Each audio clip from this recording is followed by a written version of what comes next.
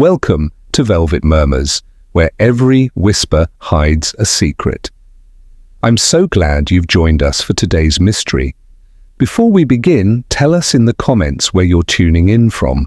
We love hearing from mystery lovers all around the world. Miss Marple and Pink Bikini Murder. Chapter 1.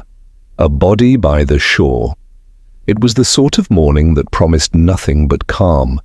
Sea breeze drifting softly over Port Trevanion, gulls wheeling high over craggy cliffs, and the sound of distant waves lapping lazily at the shore. Holidaymakers had not yet descended upon the beach, and the sand was still marked only by the tide and a few scattered footprints.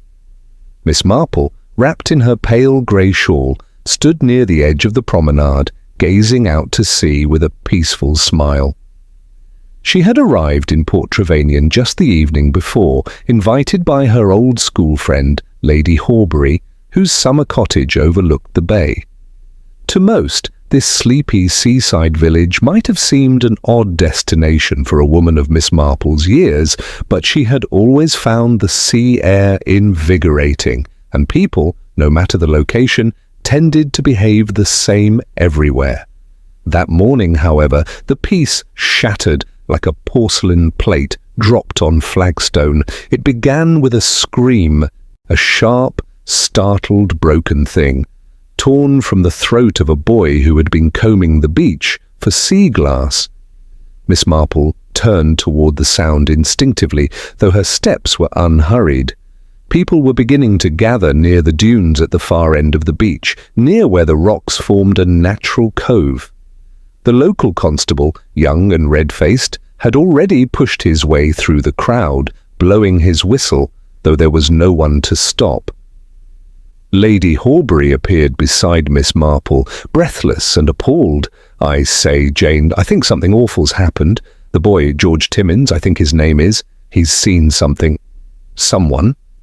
Miss Marple's pale blue eyes sharpened. "Let's walk slowly, shall we?" By the time they reached the scene, the small group of onlookers had been ordered back. A white sheet had been hastily draped over a form lying half-submerged in wet sand. A woman's arm, sun-kissed and slender, jutted out from beneath it. On the wrist was a pink ribbon tied delicately like a charm, and just beside the body, half buried in sand, glittered something gold, a small heart-shaped bracelet charm. Miss Marple did not need to see the face to understand. The girl had been murdered. Inspector Colin Fletcher, a solid man with salt and pepper hair and a reputation for tenacity, arrived shortly thereafter. He crouched beside the sheet, then stood, jaw set. He spotted Miss Marple at once and gave a grim nod. "Not the kind of scene you'd want on your holiday, Miss Marple?" "No," she replied gently, "but I've never found crime to be courteous with its timing." He glanced over his shoulder, then lowered his voice. "Girl's name is Samantha Vale, from London, 22. She was renting a room at the Anchor Inn with 3 friends. All of them came down for the weekend. The others say she went for a late swim last night and never came back." Miss Marple's eyes drifted to the bracelet again. "The charm? Was it hers?" "Unclear," said Fletcher. "But here's the part that's got us on edge." He paused. "She's the third one." "The third?" "Third girl in 2 months. Brighton, then Folkestone. Now here. All young, all pretty, all wearing a pink bikini when they died. The first 2 were thought to be isolated killings, but now—" He glanced at the cove. "Now it's a pattern." Miss Marple said nothing for a moment. Then, "And what about the manner of death?" Fletcher's expression hardened. "Strangled. No sign of sexual assault. No robbery. The only consistent things are the bikini, the charm, and a trace of jasmine perfume." "Same as the last 2? Miss Marple's lips pressed together. Jasmine. Such a fragile scent, so easily overpowered, and yet so deliberately chosen. Fletcher exhaled. "The media doesn't know, and we're keen on keeping it that way for now, but I have a sinking feeling this isn't over." Miss Marple's gaze moved over the beach. "I imagine not." That evening, the small village of Port Trevanion was heavy with whispers. Tourists packed early and left. Mothers held their daughters close. The pink bikini, once a cheerful token of summer, now stirred silent dread. At the Anchor Inn, the remaining 3 girls sat inside their shared room, too shaken to speak to the police again.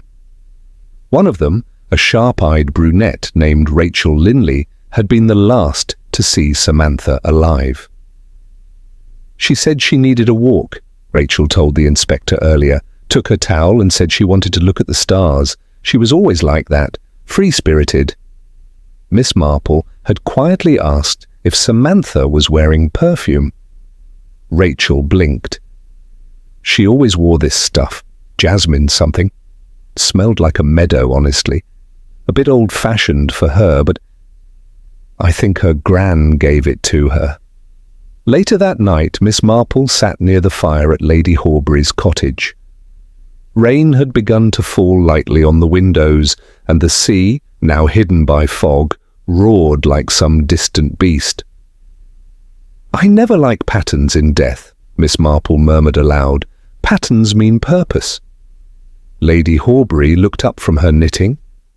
"Do you think the killer will strike again?" Miss Marple folded her hands in her lap.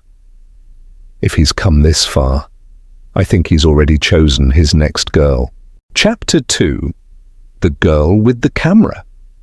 The morning after Samantha Vale's body was found, Port Trevanion had changed. The village was still the same on the surface, fishermen setting out early, shopkeepers lifting shutters, sea mist curling around rooftops, but an invisible fear hung in the air like fog.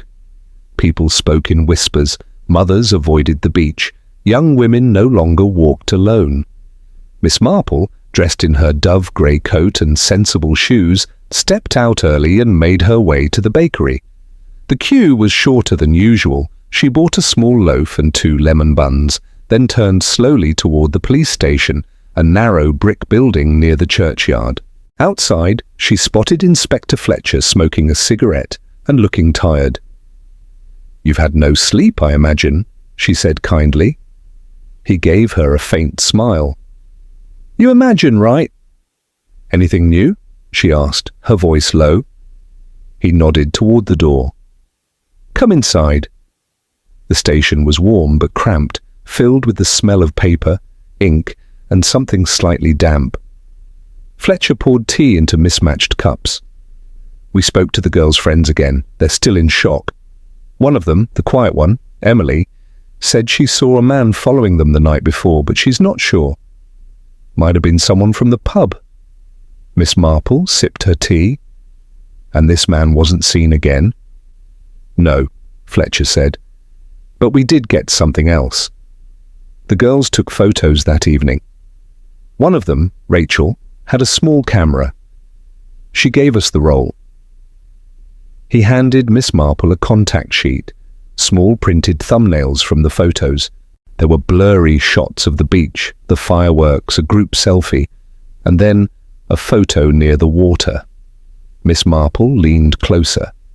In the background, partly hidden by the dunes, stood a man, not clearly visible, just a silhouette, tall, arms folded, watching.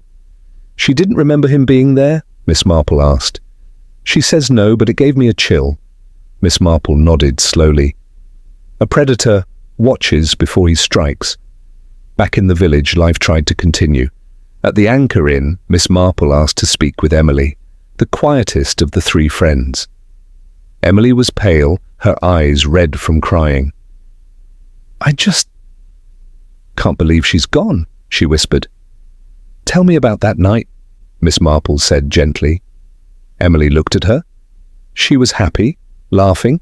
She danced in the water. We were teasing her about that silly pink bikini. It had little shells on it, like a child's costume. But she loved it. "Did she argue with anyone?" Emily shook her head. "No, but there was this man. We passed him on the path to the beach. I didn't see his face, just his boots. Heavy black ones. I remember because they didn't match the holiday mood. Everyone else wore sandals. Did he say anything? No, just stood still as we passed. Miss Marple leaned back in her chair. And no one else noticed? I told Rachel. She said I worry too much. Later that day, Miss Marple walked the same path the girls had taken. It was a narrow trail leading to the cove with scrub grass and pale wildflowers along the edge. As she passed a low stone wall, she noticed something caught between two rocks, a torn thread of pink fabric. She bent carefully, plucked it free, and examined it. A bikini thread, caught too high on the path to be from swimming. Perhaps dragged. Footsteps approached. A young woman with a camera slung around her neck stopped beside her. She had short brown hair, freckles, and curious eyes. Sorry, didn't mean to startle you. Not at all, Miss Marple replied. Are you a photographer? The girl nodded. Sort of. I'm Molly. I live here.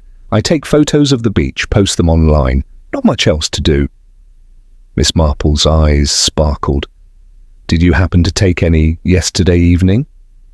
Molly looked surprised. Actually, I did. There was this man. Looked out of place. I thought he might be press. I snapped him quickly, but he walked away. Miss Marple smiled warmly. Would you be so kind as to show me? Back at Molly's cottage, the photo came up on her laptop. The image was clearer than Rachel's. The man was tall, wearing a coat despite the warmth. His face wasn't entirely visible, but the shape was unmistakable. Strong jaw, hair combed back, watching the girls from behind a fence.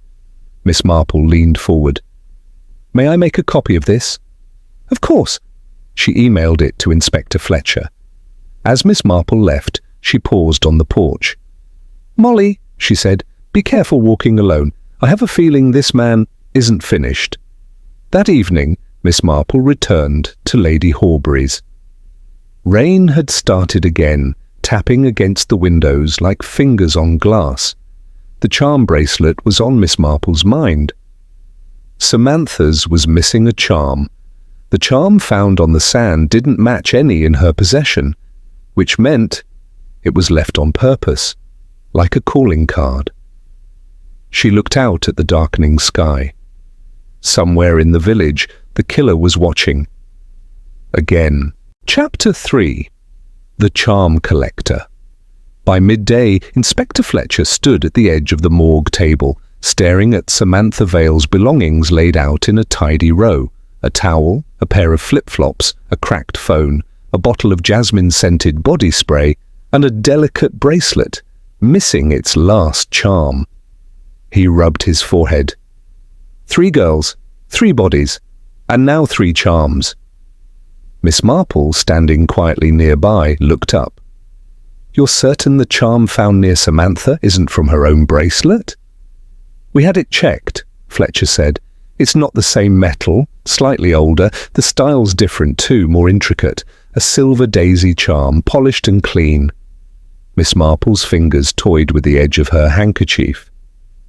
So the killer takes one charm and leaves one? Fletcher looked at her. You think it means something? Oh, I'm quite sure it does, she said. It's a collection. A grim one, but a collection nonetheless. She turned to the window and watched the fog roll in from the coast. Serial killers with trophies often escalate, she murmured. And they get bolder, more ritualistic. Leaving a charm, it's a message, or perhaps a warning. That evening, Lady Horbury hosted a modest gathering at her cottage. The guests were mostly locals, shopkeepers, teachers, and a few retirees who had known Miss Marple from previous visits. Tea was poured, and a lemon cake was served with quiet murmurs. Miss Marple used the opportunity to listen. Mr. Jarvis, the village postmaster, leaned in. You know, I saw the girl, the one who died, down by the pier the day before. Talking to a man I'd never seen before. Could you describe him? Miss Marple asked gently. Tall, light jacket, dark eyes, looked confident, not local. Had the air of a salesman, if you ask me. What time was this? Late afternoon. Miss Marple nodded. Was he wearing anything unusual? Jarvis frowned. Come to think of it, yes, a lapel pin, shaped like a swan or something, silver. Odd detail, that. Miss Marple tucked the information away. Later, she walked alone to the village library, small but tidy. The librarian, a soft-spoken man named Tom, greeted her warmly. Miss Marple, haven't seen you since last summer.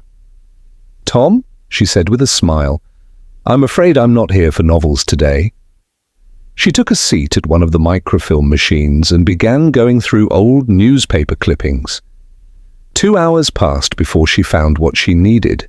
3 years ago, a drowning at Pebbleport, a young woman found in a swimsuit, strangled, a pink charm left behind, not publicized. No connection had been made then, but it matched. 4 girls, not 3. She copied the article and folded it into her handbag. Meanwhile, at the far end of Port Trevanion, the streets grew dark and the wind howled along the cliff. Inside the Anchor Inn, a young barmaid named Lucy was closing up.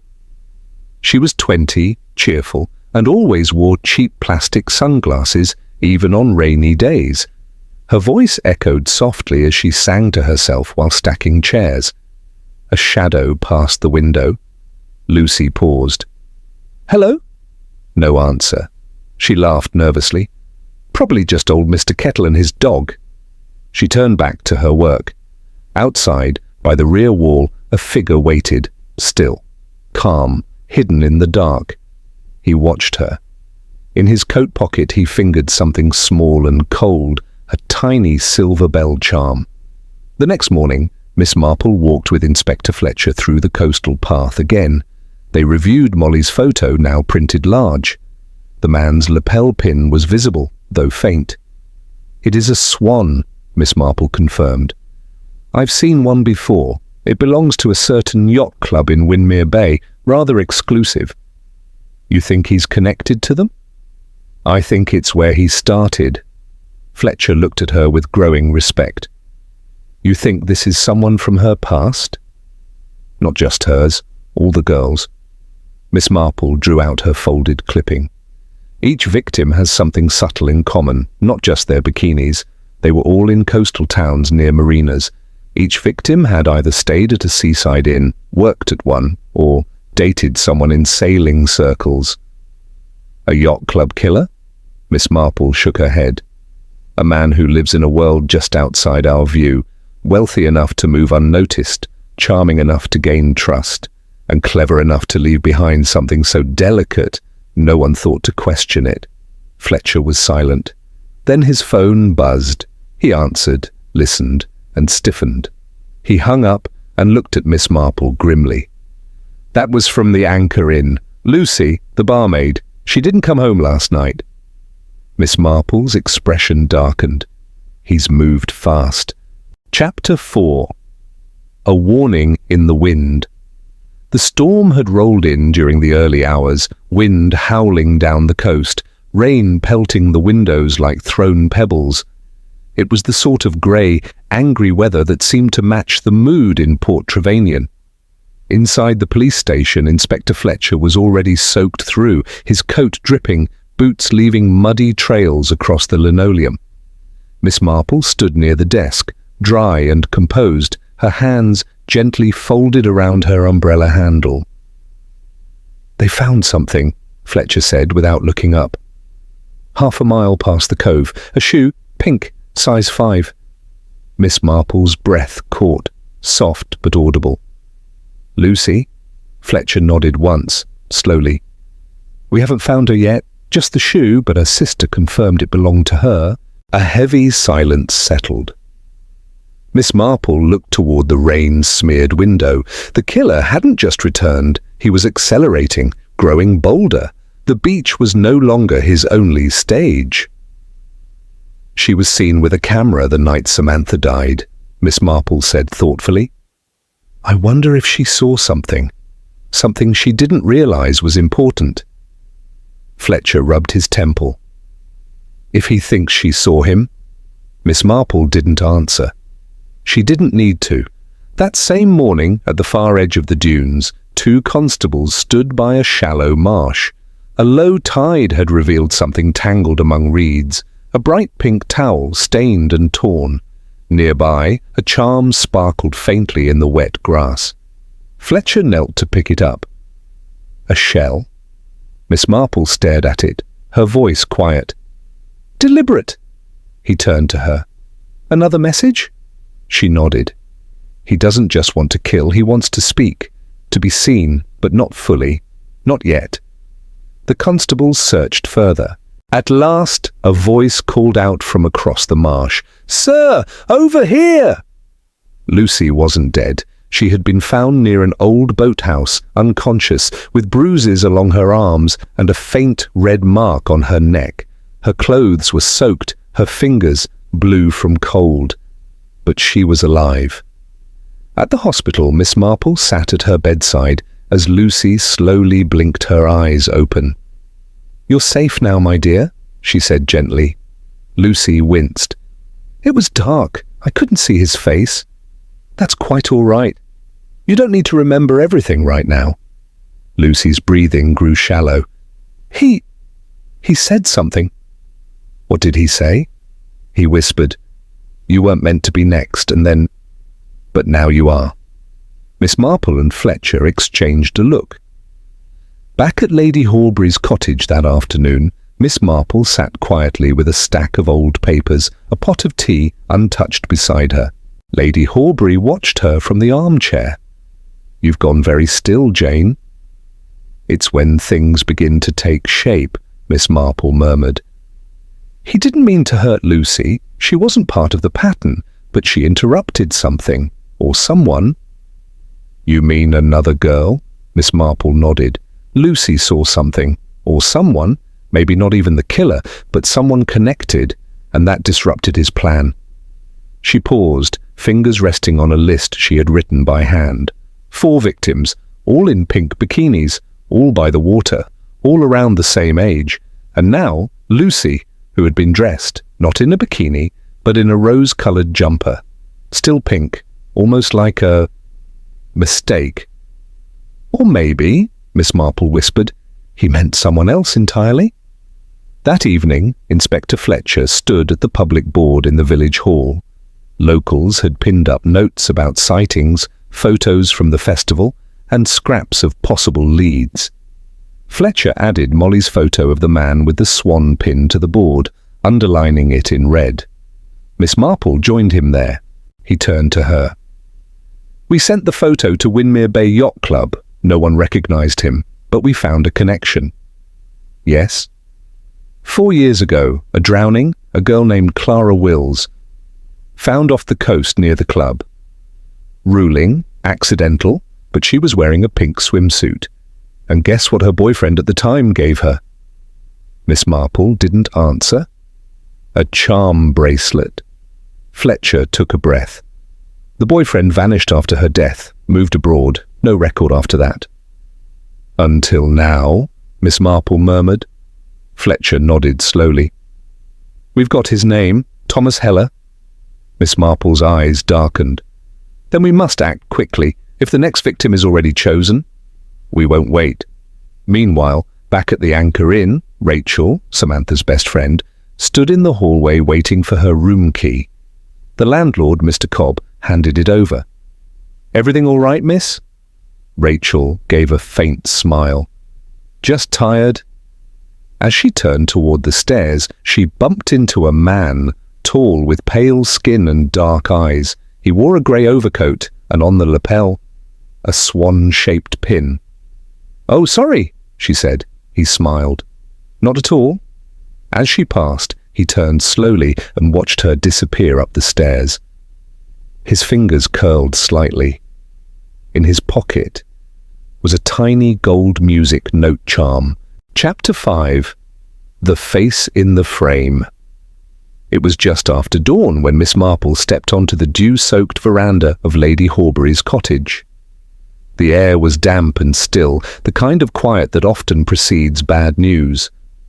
A single gull wheeled overhead, its cry sharp and solitary. Inside, Lady Horbury poured tea without her usual chatter. "Another girl, Jane," she said softly. "They're saying Rachel Linley is missing." Miss Marple's hand trembled slightly as she set down her knitting. "When?" "Late last night. She never came back to her room at the Anchor Inn. Her friend Emily reported it early this morning. Inspector Fletcher is already at the scene." Miss Marple stood. "Then I must go at once." The Anchor Inn looked different now, no longer quaint or cheerful, but stained with unease. Police tape cordoned off the hallway near the upstairs rooms. Inspector Fletcher stood just beyond, his expression tight. "We've searched her room," he said, "and spoken to everyone who was here. Rachel went for a walk around 10:30. Emily said she just needed fresh air." Miss Marple nodded, then asked, "Anyone see her leave?" "A maid did. Said she was wearing a long coat over her nightdress, slippers on her feet, no purse, no phone." Miss Marple's eyes narrowed. "That suggests she thought it would be brief."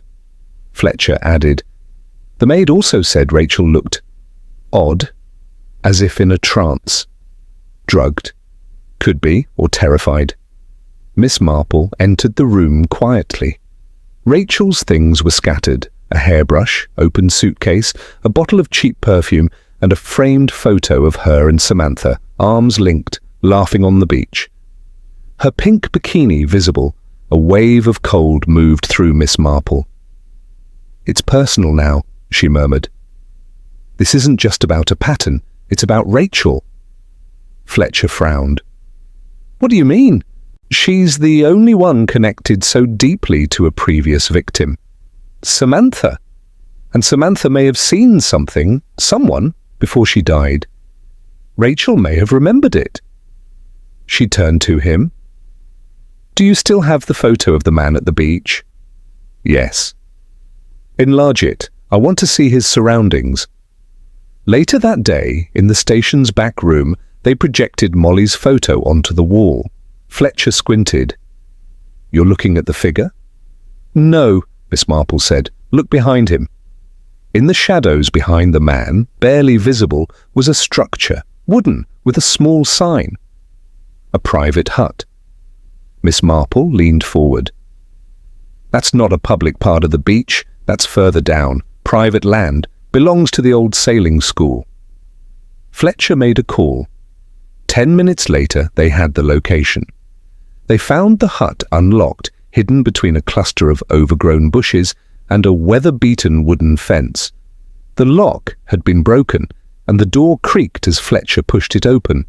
Inside, a small cot, an oil lamp, and a row of photographs pinned to the back wall. Girls, all smiling, all in bikinis.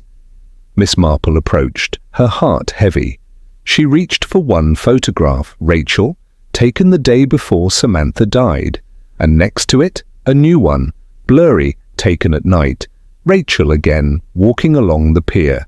Below the photos was a row of tiny hooks. Hanging from them, a daisy charm, a silver shell, a golden anchor, a small heart. One hook remained empty. Fletcher's voice cracked. "He's keeping trophies." Miss Marple pointed at a half-buried crate beneath the cot. Fletcher opened it. Inside were maps, dates, locations, every murder, marked in red ink. At the bottom, a list. One final name had been scrawled: Rachel Linley. Miss Marple stepped back. He's playing out a story. In his mind, each girl is a chapter. Rachel is the final one. Fletcher's phone buzzed. He answered, then paled. "She's alive. We found her." Rachel had been tied to a post inside an abandoned shed near the cliff path, dosed with a mild sedative, a scarf loosely knotted at her throat. Her wrists were raw, her voice hoarse. But she was alive. Miss Marple sat beside her in the hospital. "He said I reminded him of someone," Rachel whispered. "He wasn't angry, just calm. He talked like he knew me." "Did he say a name?" Miss Marple asked. Rachel blinked. Clara. He called me Clara once." Miss Marple's heart stopped. Clara Wills, the girl who drowned at Windermere Bay, the one with the charm bracelet. Rachel looked just like her. Back at the station, Miss Marple paced. He's not killing at random. Each girl reminded him of Clara. Same smile, same hair, same type. He's repeating her, trying to rewrite her death. Fletcher shook his head. So all this time, he's been chasing ghosts. Miss Marple whispered, "No, not chasing, recreating." She looked at the list again, but something didn't sit right. Clara had drowned. These girls were strangled. Miss Marple frowned. What if he didn't kill Clara at all? Fletcher blinked. Then who did? Miss Marple stared out the window. "I think it's time we asked why Clara died." Chapter 6. The Truth Beneath the Water. Windermere Bay was 2 hours from Port Trevanion, a quiet, affluent town known for its private yacht club, pristine waters, and closely guarded secrets. The sun peeked through the clouds as Miss Marple and Inspector Fletcher arrived that morning, parking outside the faded brick marina office. "I remember this place," Fletcher murmured. "My uncle used to bring us here. Looks the same." "Too polished." Miss Marple's eyes scanned the marina. "Grief leaves stains, Inspector. Some people simply paint over them." Inside the office, a woman in her 60s with stiff blonde curls and a heavy string of pearls greeted them with suspicion. "Yes?" she asked. Fletcher showed his badge. "We're here about a girl who drowned 4 years ago, Clara Wills." The woman's smile faded. "We've said all there is to say." Miss Marple stepped forward gently. "We understand, but it's possible Clara's death was not the accident it appeared to be, and that more lives may depend on the truth." The woman's jaw tightened. "I was the club secretary at the time. I remember Clara, sweet girl, too good for the boy she was with." "Thomas Heller?" Fletcher asked. The woman made a small sound of disgust. "That one! Thought he owned the place. Always brooding, always angry. But Clara, she was bright, popular. Everyone liked her, especially Mr. Raymond." "Raymond?" Miss Marple asked. "Raymond Garth, sailing instructor, quiet type, married, very private. But I saw the way he looked at her." Miss Marple paused. "And Clara? Did she return the attention?" The woman hesitated. "She didn't say. But 2 days before she died, she looked troubled. Came into the office and asked for the first train back to London. Said she'd changed her mind about the summer job. She was crying." Miss Marple and Fletcher exchanged a look. "What changed her mind, I wonder?" Miss Marple murmured. They visited the archives in Town Hall, where records of Clara's death were filed. Coroner's report, death by drowning, no defensive wounds, no sign of struggle. But a photo taken that morning showed bruises along her upper arms. Miss Marple pointed at the picture. Someone held her, maybe pushed her. Fletcher flipped the page. And here, Thomas Heller's statement, claims they argued. She ran toward the cliff. He followed, but didn't see her again. Her body was found the next morning. Miss Marple frowned. He had a motive, but no means. They continued digging. And then a name appeared, Beatrice Garth, Raymond Garth's wife. She had called the station the morning after Clara died. "Anonymous tip," Fletcher read aloud. "Caller said Clara fell, that it was God's will." Miss Marple's voice sharpened. "That doesn't sound like a stranger." Fletcher stood. "Let's pay Mr. Garth a visit." Raymond Garth lived in a whitewashed cottage by the sea. He looked older now, gaunt, pale, his eyes distant. He recognized Clara's name at once. "I tried to save her," he said flatly, "but I was too late." "She was in your class?" Miss Marple asked. He nodded. "She was gifted, smart, strong swimmer. She reminded me of someone I lost long ago." "Your wife?" Miss Marple asked quietly. Raymond stiffened. She left shortly after Clara's death, he muttered. Said she couldn't bear the gossip. Fletcher folded his arms. What gossip? Raymond looked down. That I loved Clara, that she was going to tell Beatrice. Miss Marple stepped forward. Did she? Raymond hesitated. Then, I think she planned to. That night she didn't show up for class. I went looking, found her body the next morning. Miss Marple's voice was steady. And Beatrice? He looked away. She knew? She always knew. Back in Port Trevanion, Miss Marple stood at the edge of the beach as the tide rolled in. A silence settled over her as pieces began falling into place. Thomas Heller didn't kill Clara. He was her boyfriend, yes, and likely jealous, but not the murderer. Raymond may have loved her, but there was guilt, not cruelty, in his eyes. Beatrice Garth had motive, rage, a humiliated wife who feared her husband's affection for a younger woman. And now someone else, someone far from Windermere, had taken Clara's memory and built a pattern out of it.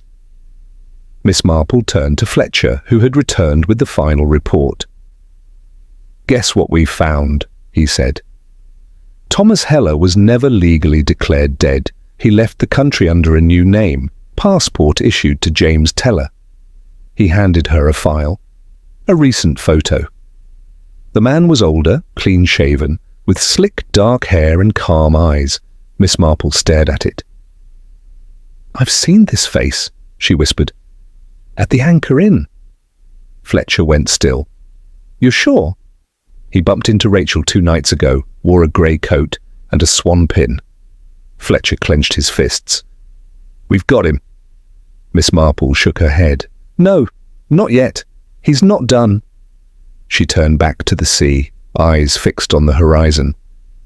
Clara died for a reason we still don't fully understand, and now he's trying to give her death meaning, through imitation, through control. Fletcher nodded slowly. Then we finish it, before he takes another. That night, in a small rental cottage near the cliff, the man known as James Teller lit a single candle. Laid before him were the charms, 7 in total now. He held the last one between his fingers. A tiny ballerina. He smiled. One more. He slipped it into his pocket and closed the door behind him. Chapter 7. The Final Performance. The sun had barely risen over Port Trevanion when Miss Marple summoned Inspector Fletcher to Lady Horbury's drawing room. Her knitting lay untouched on the side table. In her hand she held a small notepad covered in neatly written names, dates and symbols. He's going to strike again, she said plainly. Tonight. Fletcher, still fastening his coat, looked up sharply. How can you be sure? Because everything he's done has followed a structure, Miss Marple replied. 7 girls, 7 charms, each murder spaced between 3 and 6 days, each in a different town, until now. She pointed to the map on the table. Clara died on this coast. Now, after circling back through Brighton, Folkestone, and here, he's brought his performance to its closing act. And who's the final target? Fletcher asked. Miss Marple gave a long, measured pause. Rachel was never meant to survive. Lucy was not part of his plan, but there is one person he's watched from the start, someone close to Clara, someone who reminds him of himself. Fletcher blinked. You mean he's not going to kill a girl? Miss Marple nodded slowly. He's going to stage his own death. Later that morning, Fletcher issued quiet orders to the local patrols. Roads in and out of the village were observed, boats were checked, no media was alerted. Miss Marple visited Molly, the girl with the camera. I have one more favour to ask, she said kindly. That evening, Molly set up her camera on the cliffs overlooking the old sailing school. She'd been instructed to wait until dusk and press record. Meanwhile, Miss Marple returned to the Anchor Inn. In the corner of the lounge, seated alone, was James Teller, a man with quiet poise and eyes like calm water. She walked to him calmly. "Mr. Teller?" He looked up. "Yes?" "I believe we have a mutual friend," she said softly. "Clara Wills?" There was a flicker, a shift in the way he sat. "I'm afraid I don't know the name." "No?" Miss Marple tilted her head. "She wore a pink bikini the summer she died. The first charm you kept was hers, wasn't it?" His face didn't change, but his hand twitched slightly. Miss Marple continued, her voice firm now. "You didn't kill her, but your mind couldn't accept the randomness of it. So you gave her death, a script, and yourself, a role." "I think you should go," he said quietly. Miss Marple leaned in.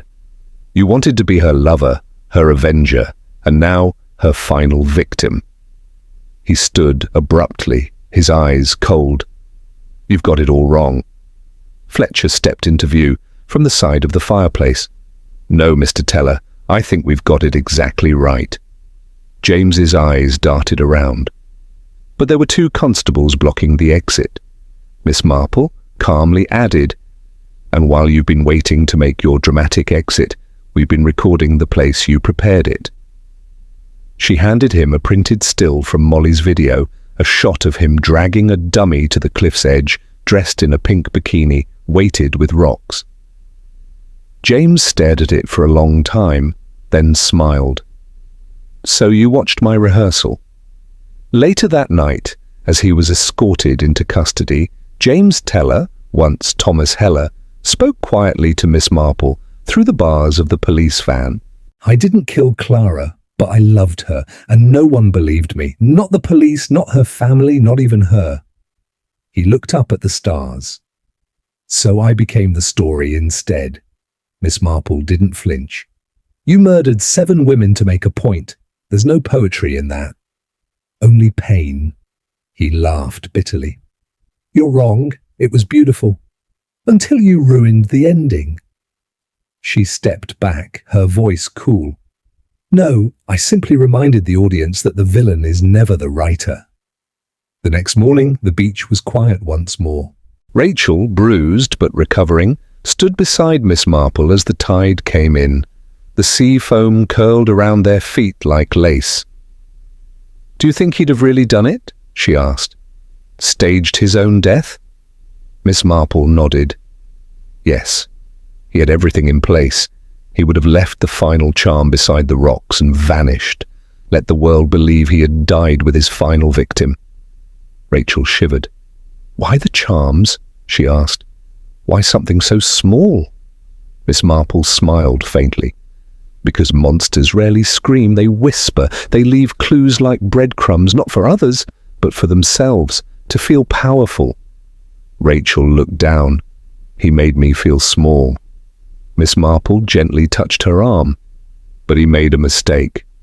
"What?" "He underestimated your strength." Chapter 8. The Silence. After the storm.